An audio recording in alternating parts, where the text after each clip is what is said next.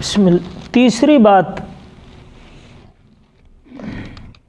کہ لیلۃ القدر ایک ہے یا دو ہیں۔ حضرت عبداللہ بن مسعود رضی اللہ تعالیٰ عنہ اور حضرت امام علی مقام امام ابو حنیفہ رحمۃ اللہ علیہ، ان حضرات کے یہاں ان کے نزدیک لیلۃ القدر دو ہیں۔ ایک لیلۃ القدر جو رمضان کے اندر ہوتی ہے اور عام طور سے رمضان کے آخری عشرے میں اور پھر اس میں بھی طاق راتوں میں ہوتی ہے، اس پہ انشاءاللہ بحث کریں گے۔ اور دوسری لیلۃ القدر جو ہے وہ پورا سال میں رہتی ہے، سارے سال میں گھومتی ہے۔ اور یہ دو شخصیات فرماتی ہیں کہ کبھی کبھی دونوں رمضان میں جمع بھی ہو جاتی ہیں، کبھی کبھی دونوں ایک رمضان میں دونوں بھی جمع ہو جاتی ہیں، لیکن ایک لیلۃ القدر رمضان میں آتی ہے اور ایک پورا سال میں دائر رہتی ہے، پورا سال میں رہتی ہے۔ اور یہ اللہ جل شانہ کی فضیلت ہے، اور یہ اللہ جل شانہ کا کرم اور فضل ہے اس امت پر کہ یہ فضیلت ان کو بخشی۔ کیونکہ یہ بات یاد رکھیں کہ لیلۃ القدر صرف حضور پاک علیہ الصلاۃ والسلام کی برکت سے اس امت کو نصیب ہوئی ہے، جیسے اس امت کی اور خصوصیات ہیں کہ تیمم اس امت کی خصوصیت ہے، پوری دنیا کی زمین سجدہ گاہ بنا دی، وگرنہ یہود و نصارہ کی نمازیں صرف ان کی عبادت گاہوں میں ہوتی تھی، باہر نہیں ہوتی تھی۔ تیمم کی خصوصیت اس امت کو دی، چہروں کا مسخ نہ ہونا اس امت کی خصوصیت ہے، اسی طرح لیلۃ القدر اس امت کی خصوصیت ہے۔ اور رمضان کے اندر ان کی منہ کی بدبو اللہ کے نزدیک مشک سے زیادہ پسندیدہ ہے۔ یہ ساری اس امت کی خصوصیات ہیں جو حضور علیہ الصلاۃ والسلام کی برکت سے اللہ جل جلالہ نے اس امت کو عطا فرمائی ہیں۔ اب یہ حضرات فرماتے ہیں کہ اس طرح یہ بھی اللہ کی عنایت ہے کہ اللہ نے ایک لیلۃ القدر کو پورے سال میں رکھا ہے، وہ پورے سال میں گھومتی ہے، اور ایک لیلۃ القدر جو ہے وہ رمضان کے اندر ہے اور رمضان کے آخری عشرے میں ہے۔ لیکن جمہور حضرات نے اس قول کو نہیں لیا، اس قول کو نہیں لیا۔ وہ کہتے ہیں کہ بھئی اس قول کو اس لیے نہیں لیا، اگر دو لیلۃ القدر ہوتی تو روایات کے اندر اس کی وضاحت ہوتی۔ اور حضرت عبداللہ ابن مسعود رضی اللہ تعالیٰ عنہ اور حضرت امام ابو حنیفہ رحمۃ اللہ علیہ، ان دو حضرات نے یہ جو اس کی قول کیا ہے وہ احتیاط کی بنیاد پر کیا ہے کہ امت جو ہے وہ صرف اس پہ تکیہ نہ لگا کے بیٹھ جائے کہ کسی ایک رات میں ہے، یعنی جیسے اب روایات آتی ہیں کہ حضرت حضور علیہ الصلاۃ والسلام نے حدیث میں آتا ہے کہ پورے رمضان کا اعتکاف فرمایا،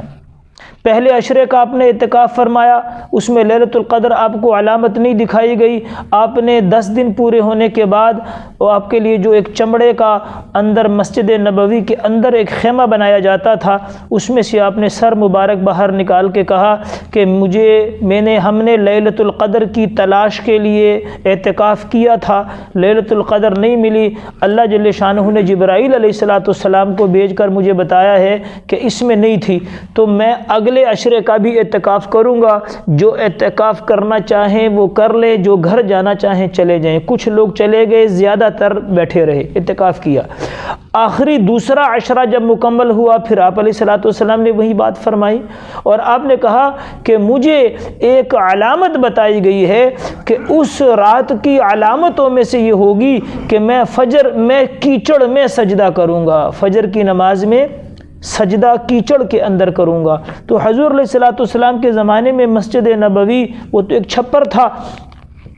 اللہ جل شانہ نے یہ فرمایا کہ 21 کی رات کو بارش ہوئی، مسجد چھپر کی تھی اور مسجد ٹپکی، آپ علیہ الصلاۃ والسلام اندھیرے میں نماز پڑھا رہے تھے، کیونکہ مسجد نبوی میں کئی عرصے تک دیا نہیں تھا، اندھیرا ہی ہوتا تھا۔ پھر ایک صحابی نے دیا لایا اور انہوں نے چراغ روشن کیا مسجد نبوی میں، تو آپ علیہ السلام نے فجر کی نماز میں جب سجدہ کیا اور آپ کی پیشانی کو جب گیلا پن محسوس ہوا تو آپ علیہ الصلاۃ والسلام نے فرمایا کہ وہ علامت پوری ہو گئی، کیچڑ میں نے سجدہ کیا۔ اب امام شافعی رحمۃ اللہ علیہ کا رجحان بھی اس طرف ہے کہ وہ آخری عشرے کی 21ویں شب میں لیلۃ القدر ہوتی ہے، لیکن علماء نے فرمایا کہ یہ صرف اسی رات کے ساتھ خاص تھی،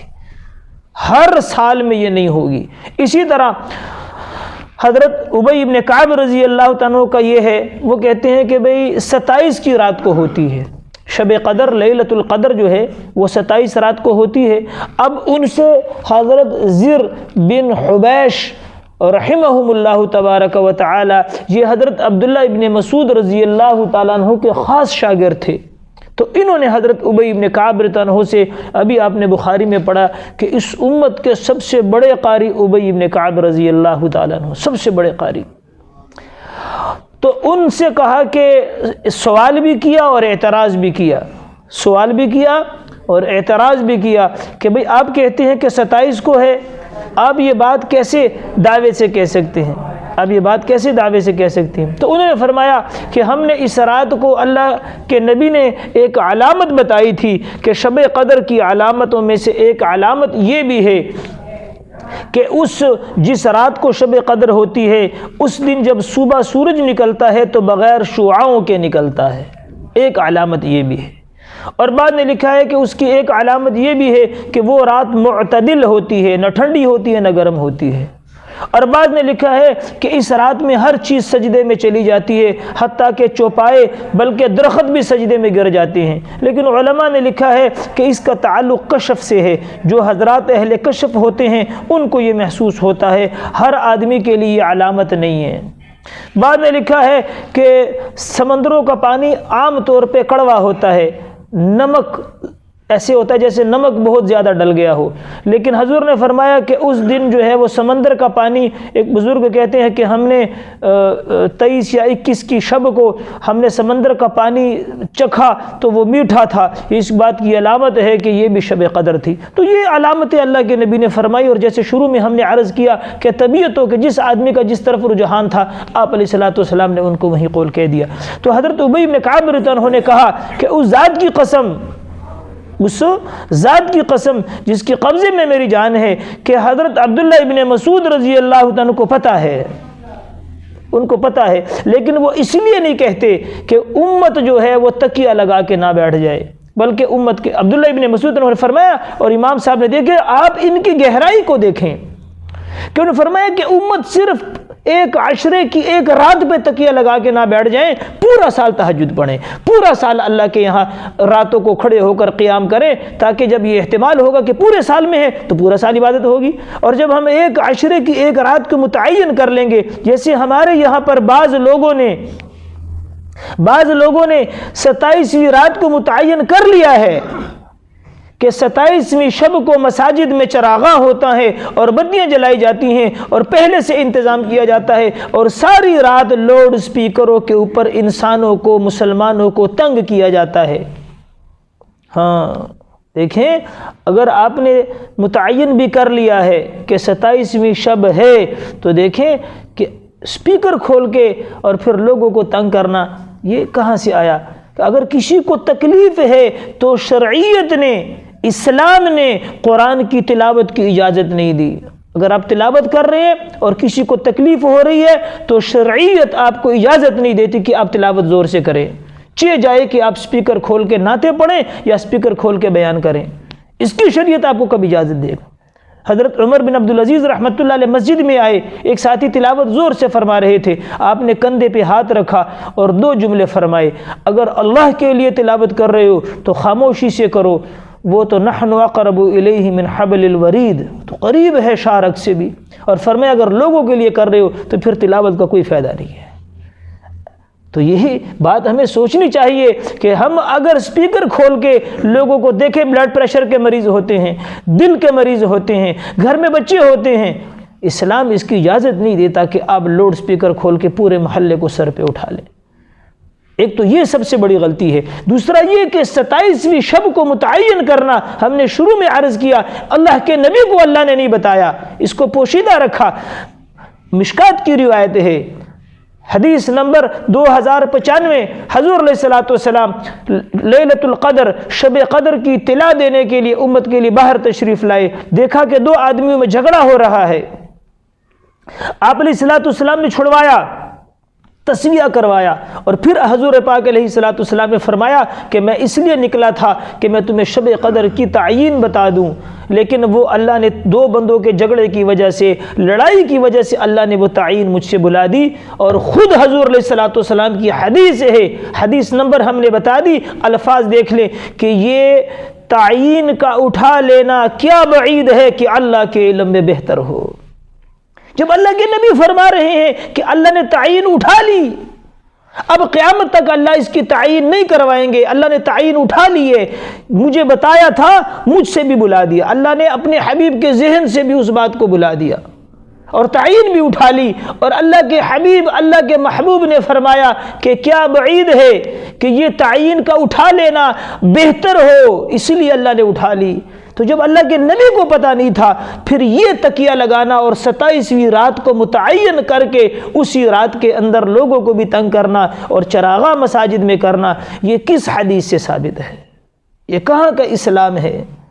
کہ ہم تو کہیں کہ ہم اہل سنت والجماعت ہیں، کہ حضور کی سنتوں پہ عمل کرنے والے ہیں، صحابہ کی پیروی کرنے والے ہیں؟ تو یہ تو اللہ کے نبی نے نہیں بتایا، صحابہ نے نہیں کیا، تو بھئی تعین نہیں ہے۔ ہاں یہ ضرور ہے، علامتیں حضور علیہ السلام نے فرمایا کہ اس کو رمضان کے آخری عشرے میں تلاش کرو۔ ایک صحابی کہتے ہیں جب سے میں نے حضور علیہ السلام کی یہ بات سنی، میں آخری پورا عشرہ عبادت کرتا ہوں، پورے عشرہ۔ اور حضرت علی رضی اللہ عنہ فرماتے ہیں کہ حضور علیہ السلام کسی وقت بھی اپنے اہل و عیال کو، اپنی ازواج مطہرات کو نہیں جگاتے تھے، لیکن جب آخری عشرہ ہو جاتا تھا تو حضور علیہ السلام پھر کسی کو نہیں چھوڑتے تھے، اپنی بیوی ازواج مطہرات کو بھی اٹھا لیتے تھے۔ لیکن آپ نے پھر کرم فرمایا، حضور نے امت کے لیے اور آسانی فرمائی، کہا کہ آخری عشرے کی طاق راتوں میں تلاش کرو،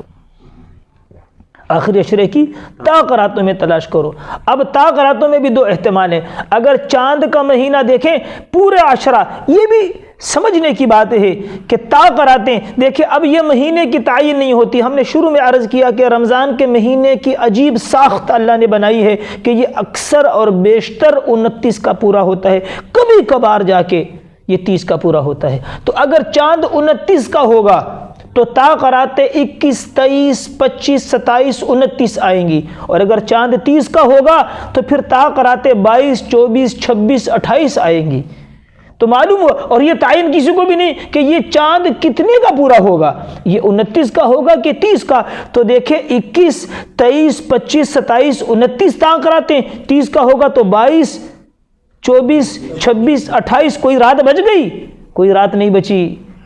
حضور علیہ السلام نے آخری عشرے کا اعتکاف کیوں کروایا جاتا ہے؟ پھر اعتکاف کیا؟ اعتکاف کا مقصد لیلۃ القدر کی تلاش ہے، تو پھر اعتکاف چھوڑ دو، بس 27ویں رات کو مسجد میں جا کے کرو لیلۃ القدر۔ اعتکاف تو لیلۃ القدر کے لیے کیا جاتا ہے کہ لیلۃ القدر مل جائے، لیکن جب ہم لوگوں نے تکیہ لگا لیا اور کہہ دیا کہ 27ویں رات کنفرم ہے اور پکی ہے اس رات کو، تو پھر اعتکاف چھوڑ دو۔ ان لوگوں سے درخواست یہ ہے کہ 27ویں رات میں سارے لوگ مسجد میں جا کے یا گھروں میں عبادت کرو، وہ لیلۃ القدر۔ اللہ کے نبی کو تعین نہیں تھی، ہمیں پتہ چل گیا کہ 27 کی رات ہے، اس لیے امت کو دھوکہ نہ دیا جائے، خدا کے لیے امت کو دھوکہ نہ دیا جائے۔ اور امت کی سے درخواست یہ ہے کہ وہ اپنے عقل کے، ہوش کے ناخون لیں، علماء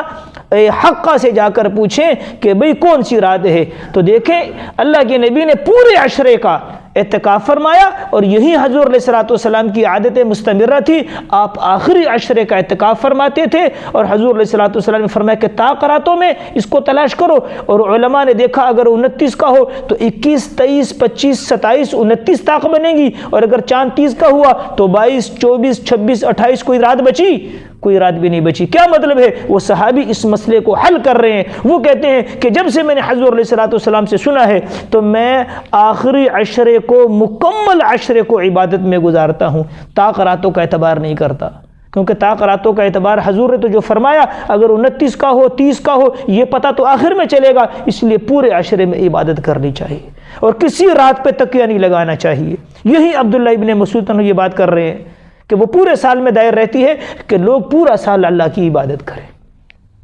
پورا سال اللہ کی عبادت کریں۔